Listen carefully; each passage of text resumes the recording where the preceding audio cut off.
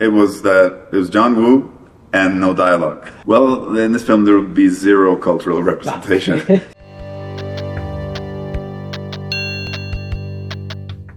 I mean, it's a great honor that to get to do this film with John, and been a fan of many of his films and of him as a director. It's been pretty magic to get to see how he works and how he tells the story by moving the camera in a certain way, and you know, that's what he's famous for. Like, John Woo is the master of the camera, the way he moves it, and this film, because of the original aspect of this film, that we just don't have dialogue, we don't speak in that way.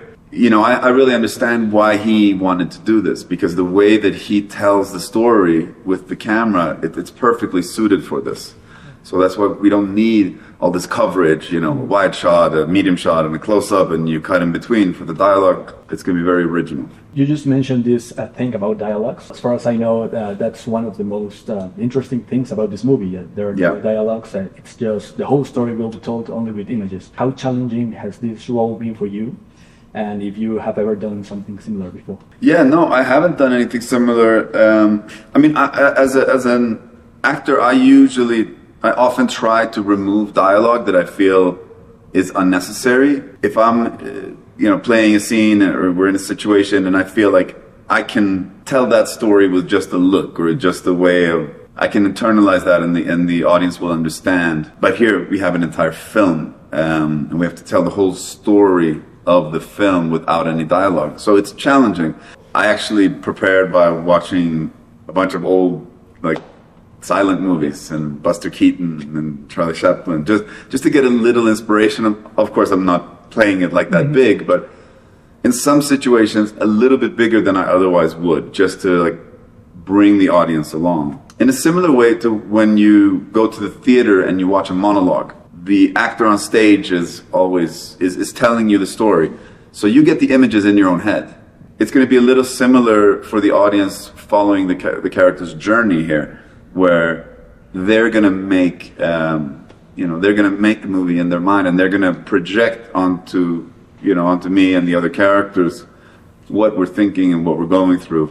What's the main difference between this new character of yours and others that you have played before in other movies? He has a damaged larynx, so he can't speak. So that's a big difference. You know, I've played elements of this character before. You know, it's a person that is going through such intense grief that he is about to lose his humanity. But this film goes a lot deeper into that territory. And then when it comes to the action, this is going to be a little bit more intense than anything I've done before, because I'm doing 98% of the action in this film. So you're filming right now in Mexico. I mean, what's your opinion about that, the cultural representation?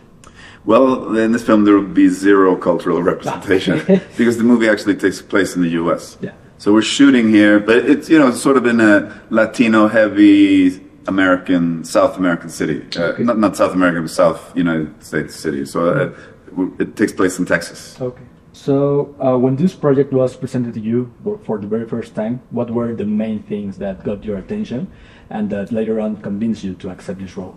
It was John Woo and no dialogue. What should people expect from this movie?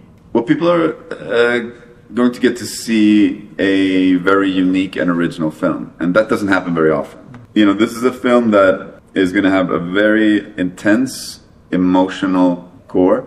It's about grief, it's about family and humanity, but at the same time, it's going to have very exciting and dynamic action throughout the film. So, it's going to be an emotional journey, but also with a lot of energy.